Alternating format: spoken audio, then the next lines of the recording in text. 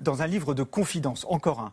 Voilà, François Hollande... Bah, faut être dans la confidence pour savoir si la confidence est vraie ou pas. À des journalistes du Monde qui auraient trop d'immigrés en France, qui n'y auraient pas leur place.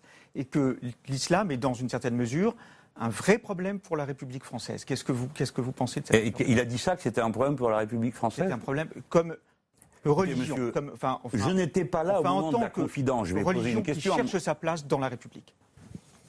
J'ai rien compris.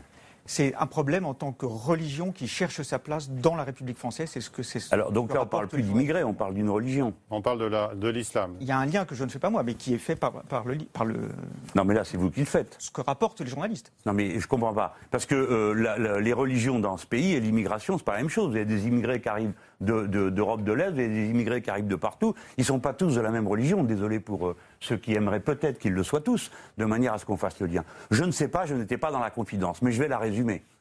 Le président de la République pense qu'il y a trop d'immigrés. Eh bien qu'il nous dise combien c'est trop. À partir de combien c'est trop. Et à ce moment-là, nous pourrons poser comme une base rationnelle ce problème et nous verrons que c'est stupide. Il n'y a ni trop ni pas assez, il y a. Et avec cela, il faut faire. Et je mets au défi qu'on me dise comment on peut faire autrement. Je recommence. On me dit qu'il y a, j'ai entendu, jusqu'à 8000 clandestins dans ce pays. D'autres disent 200 000. Je coupe la poire en deux à 400 000. Dites-moi, mesdames, messieurs, comment on fait? Comment on fait pour les capturer?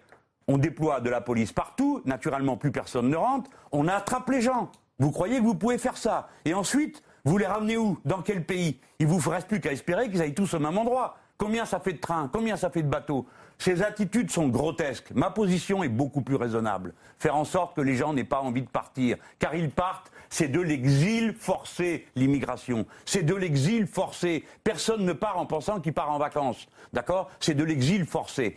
Et cet exil forcé, il faut l'interrompre en cessant de créer les conditions qui font partir les gens. Et aujourd'hui, vous autres, en Europe, qui jusqu'à présent avez regardé de haut les immigrés de tous ces pays en exil forcé, vous commencez à les regarder d'une autre tête, parce qu'il y a 1 400 000 exilés forcés partis d'Espagne, 500 000 de Grèce. Alors qu'est-ce que vous avez à dire sur le sujet, monsieur le président de la République? Qu'ils sont de trop dans les pays où ils arrivent? Et combien de jeunes Français s'en vont de même?